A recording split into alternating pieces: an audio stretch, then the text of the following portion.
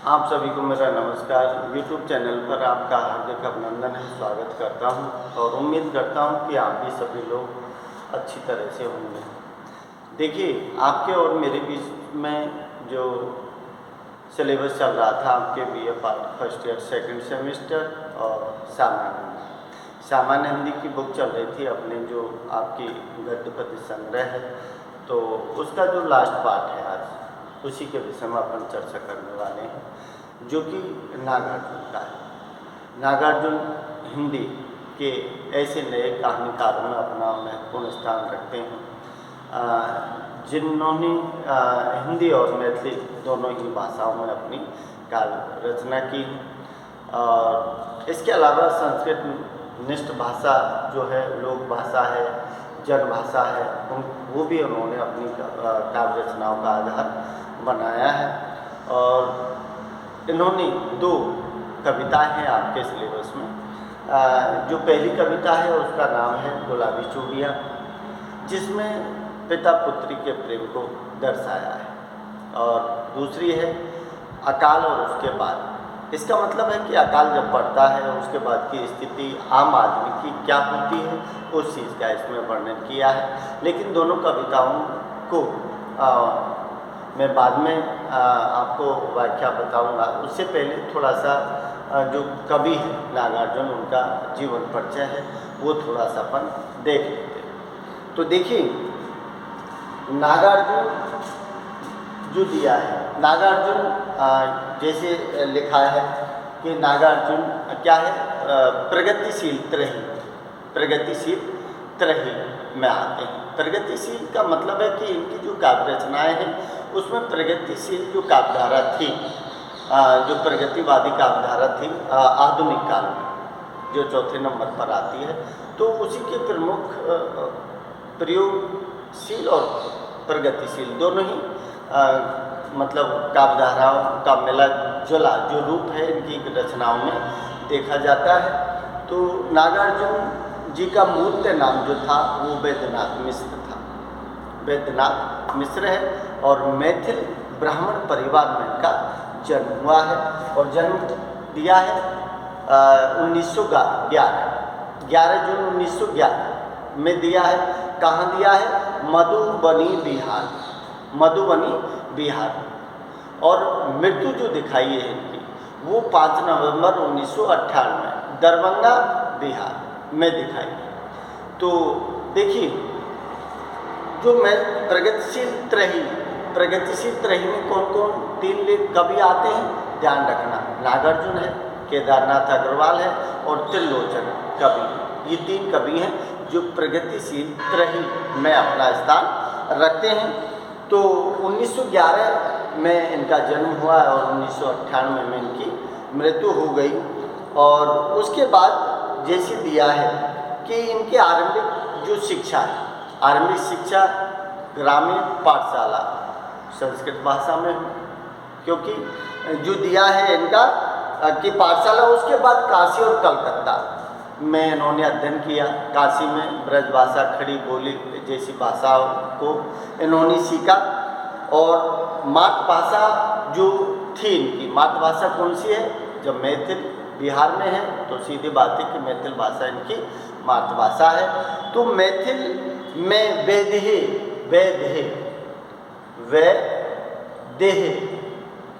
उपनाम से ये अपनी क्या करते थे, कविताओं की लेखन शुरुआत किया था इन्होंने, वैदेह उपनाम से मैथिल में।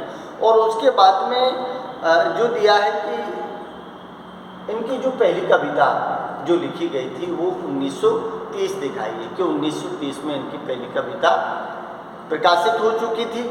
उसके बाद में 1932 जो दिया है, 1932 में अपराजिता नाम की लेडी है, उससे इनकी शादी हो जाती है।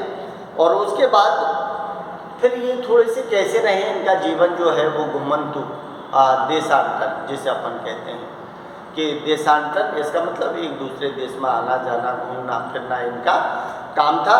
तो ये लंका में पहुंच जाते हैं, और लंका में पहुंचते हैं तो वहाँ इन्होंने क्या देखा है कि बौद्ध धर्म जो था उसका प्रभाव था लंका में। तो बौद्ध धर्म में शिक्षा दीक्षा ली और वैद्यनाथ मिश्र से नागार्जुन बन गए, क्योंकि नागार्जुन बौद्ध धर्मी नाम है। तो लंका में पहुँचे, लंका में पहुँचने के बाद शिक्षा दीक्षा ली और बौद्ध धर्म को अपनाया और वैद्यनाथ से क्या बन गए, नागार्जुन के नाम से फेमस हो गए। मैथिली जो भाषा है, मैथिली लोग जो है इनको यात्री उपनाम से जानते थे, क्योंकि मैथिली भाषा में यात्री उपनाम से भी इन्होंने काव्य रचनाएँ लिखी हैं। तो यात्री उपनाम किसका है ये भी आपको ध्यान रखना है। उसके बाद जो दिया है कि वापस लौटे हैं 1938 में, तो भारत आए, भारत आके देखा तो यह भारतीय किसान आंदोलन चल रहे थे, तो उनमें इन्होंने सहभागिता निभाई। तो उसके लिए इनको 3 बार जेल भी जाना पड़ा।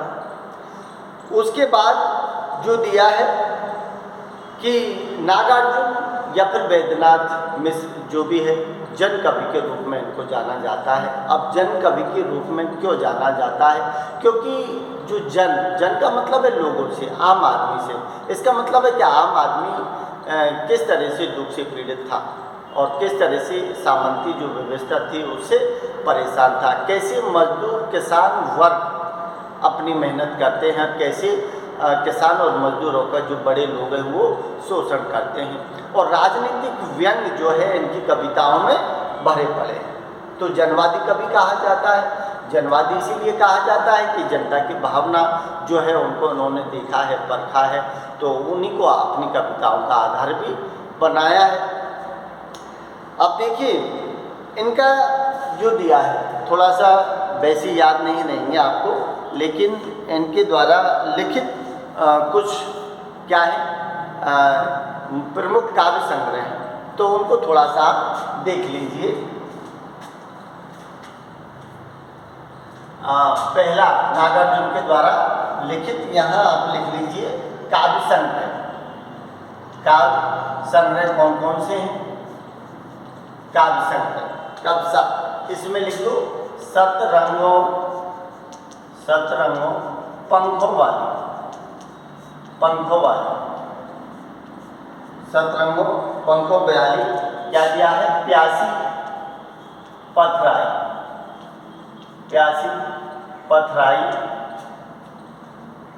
आंखें, प्यासी पथराई आंखें।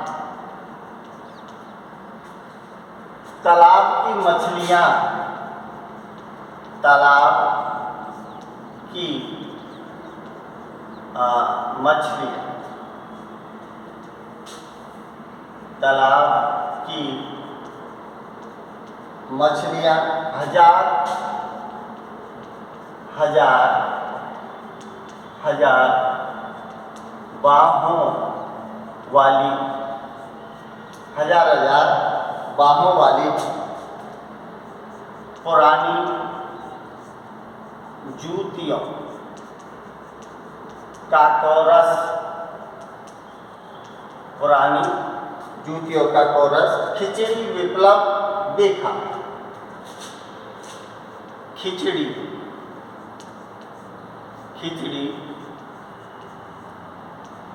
विप्लव देखा हमने।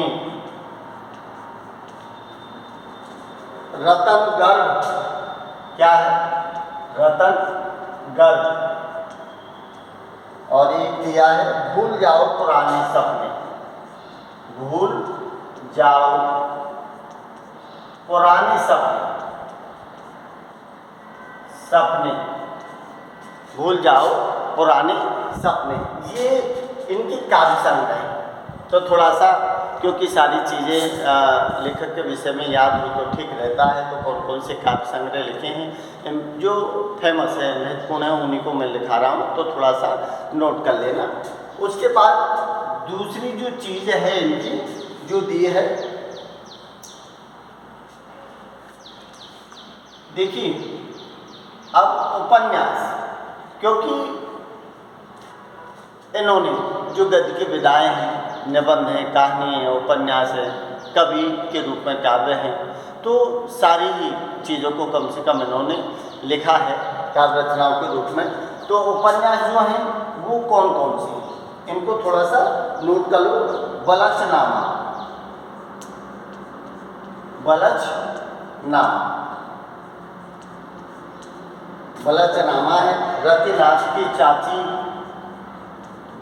रतिनाथ की चाची, रतिनाथ की चाची। वरुण की बेटी, वरुण की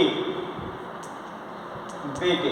बाबा बटेश्वर नाथ, बाबा बटेश्वर, बाबा बटेश्वर नाथ। और क्या दिया है? दुख मोचन, दुख मोचन। और दिया है उग्र तारा, उग्र तारा। और दिया है अभिनंदन, अभिनंदन। नई पौध, क्या दिया है? नई पौध। और एक दिया है पारो। ये इनकी प्रमुख उपन्यास है, जिनमें बलचनामा है, रतिनाथ की चाची है, वरुण के बेटे हैं, बाबा बटेश्वर नाथ है, दुख मोचन है, उग्रतारा है, और अभिनंदन, और नई पौध और पारो। ये इनके द्वारा रचित प्रमुख उपन्यास हैं। इनके अलावा और जो काव्य रचनाएं हैं उनको मैं आपको बता रहा हूँ, थोड़ा सा नोट कर लेना।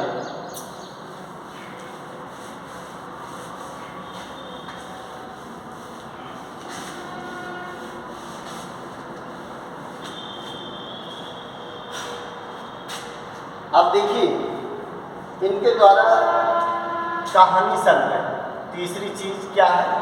कहानी संग्रह। कहानी संग्रह कौन सा है? कहानी संग्रह दिया है इनका आसमान में, आसमान में चंदा तेरे, आसमान में चंदा तेरे। ये इनका कहानी संग्रह है।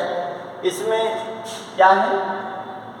संकलित, संकलित हैं कहानियाँ, जिसका नाम क्या है? आसमान में चंदा तेरे। और चौथे नंबर पर क्या है आपका? निबंध संग्रह, निबंध संग्रह। निबंध संग्रह कौन कौन से हैं? एक अन्नहीनम, अन्नहीनम, और दूसरा दिया है क्रियाहीनम, क्रियाहीनम।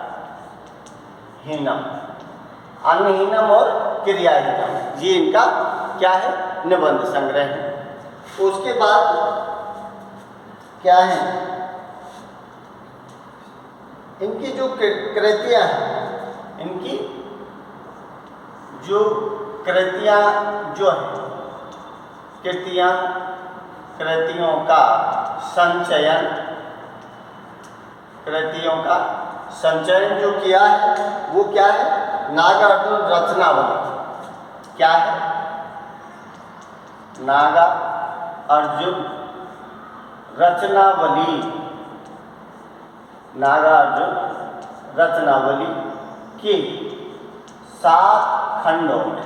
ध्यान रखना, कभी कभार पूछता है कि नागार्जुन की जो कृतियाँ हैं उनको कितने खंडों में विभाजित किया है? तो 7 खंडों में विभाजित किया है। और इनको संपादित करने वाले जो दिया है, ये भी पूछ लेता है कभी, संपादित, जो संपादित है उनका नाम क्या दिया है? शोभाकांत,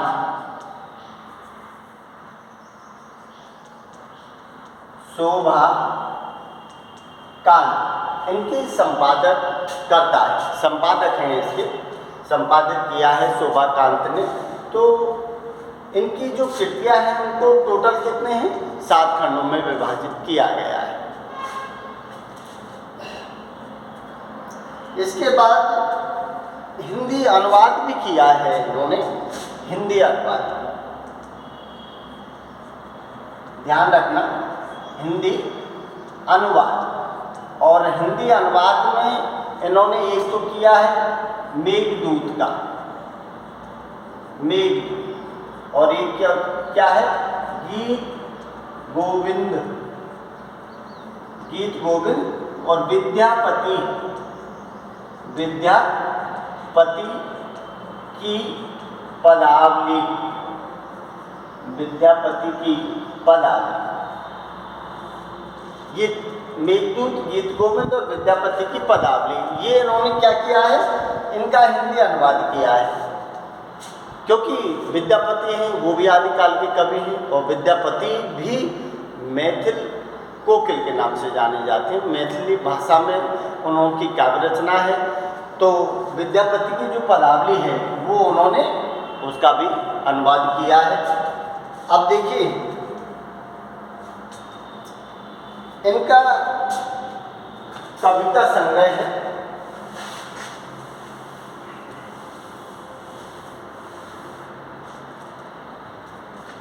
एक इनका क्या है 6 नंबर कविता संग्रह, कविता संग्रह। कविता संग्रह में एक तो है इनका चित्र, चित्र, और दूसरा क्या है पत्रहीन, पत्रहीन नग्न गाछ, पत्रहीन, इसको क्या है 1969 में पत्रहीन नग्न गाछ। तो इसके लिए 1969 में क्या मिला था इनको साहित्य अकादमी पुरस्कार, साहित्य अकादमी पुरस्कार, साहित्य अकादमी पुरस्कार किसके लिए मिला है, पत्रहीन नग्न गाछ। तो ये क्या था, ये इनके द्वारा रचित प्रमुख काव्य रचना थी इनकी, और इनका जीवन परिचय था, तो वो मैंने आपको बता दिया है। अब देखिए आपके पास बुक नहीं हो तो ये बुक है, क्योंकि हिंदी जो है वो बगैर बुक के नहीं पढ़ाई जाती। साहित्य कोई सा भी हो, इंग्लिश हो, संस्कृत हो, हिंदी हो, वो बगैर बुक के नहीं चलती है। और अब देखिए इसके बाद जो दिया है